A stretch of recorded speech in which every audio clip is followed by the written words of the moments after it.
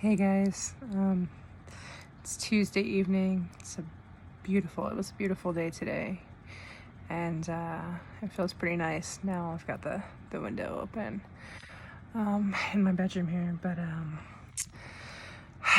so I started yesterday to touch on certain things and certain feelings and experiences that I've been dealing with here lately.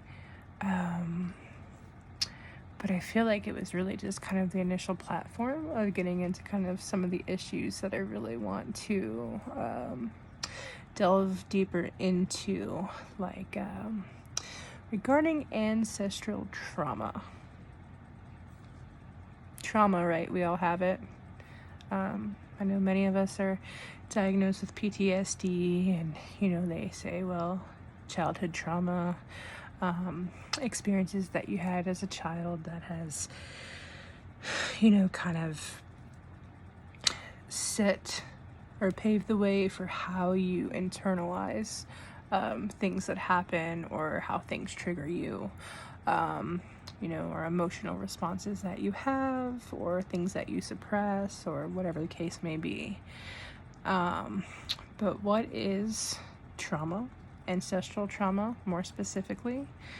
We often hear how something is hereditary, or how, if in our mother's line, or, we have a grandmother who had breast cancer, or there's something hereditary in her line, whether it be diabetes or a thyroid condition or fibromyalgia or heart condition and so on and so forth.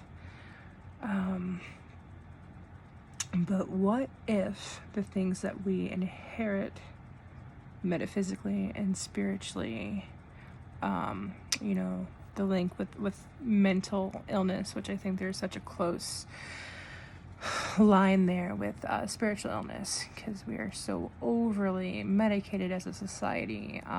Big pharma is such an industry and a whole nother topic, but if they create consumers, instead of creating cures and kind of spelling out an understanding of how those things work, then it's an industry, and it's very profitable. But what if some of these things, some of these ailments, and some of these experiences that we have, and the way that we deal with trauma is ancestral? That our great grandmothers before us, and our great grandmother and our grandmother didn't heal or come to terms with on their own, and they weren't able to internalize, whether it be the era that they were growing in or grew up in, or if they had 10 children and they were suppressed. The man went out and supported the family while the mother stayed home and tended to her children, and she really didn't have a voice. She really didn't have her own identity. She wasn't really able to speak out on her truth or live her life authentically, because that's the way things were at that time, is that she tended to her children, and she basically spent the majority of her life pregnant or bearing children and caring for them and cooking and cleaning and all of that.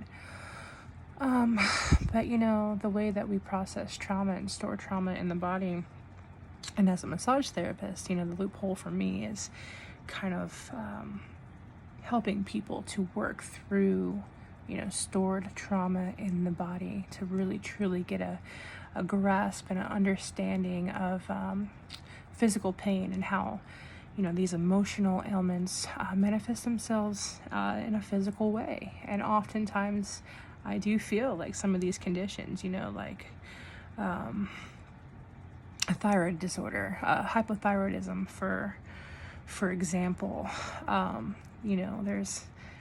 There's theories and studies that have been done related to if a woman has a hypoactive thyroid, if it's generationally not something that she has suppressed, or had a mother or grandmother that suppressed, the throat chakra, those things for so long, to the point where it not only manifested itself in a physical ailment and in dis-ease, but also when it was not healed and not regulated, through the bloodline, that it was passed down to generation and generation.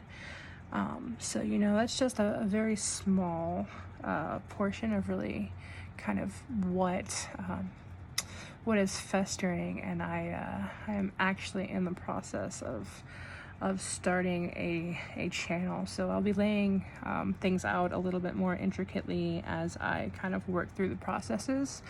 But ancestral trauma, and really getting down to the root of where these things originated, and if whether those people are no longer with us.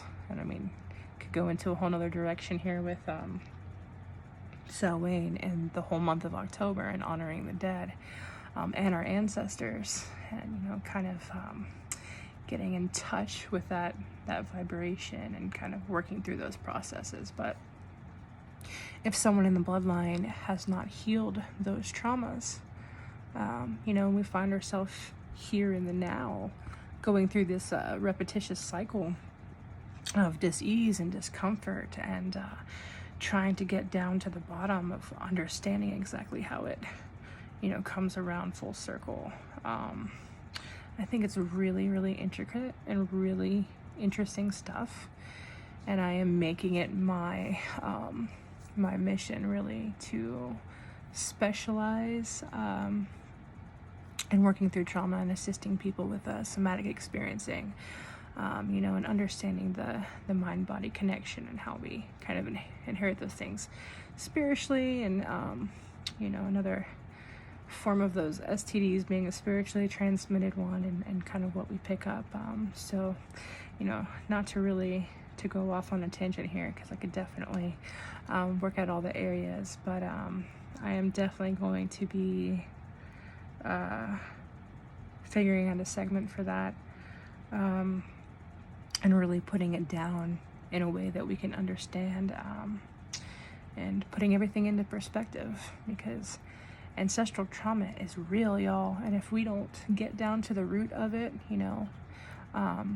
here we are, and it's our obligation to heal those wounds before passing them down to our children. And even if, for those of us who already have children, just being aware and understanding, because our children know, they act out in ways that we may not always understand, may come across as a temper tantrum or something, but pay attention to your children, because they are messengers, and they are the closest thing to source, and they really pave the way, and can help us to really fix those parts of ourselves. And I feel like, if the generations before us didn't heal that trauma, it is definitely up to us to continue to, and to break the cycle.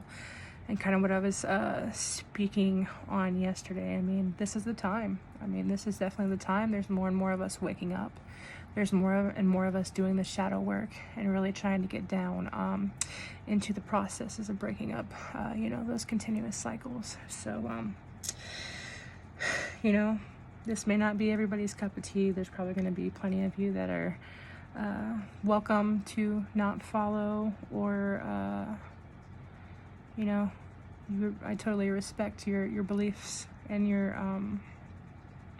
your opinions. But for those of you who are on my wavelength, I invite you to follow this journey, because things are about to get real, and I'm really excited. Some really cool things in store. So stay tuned.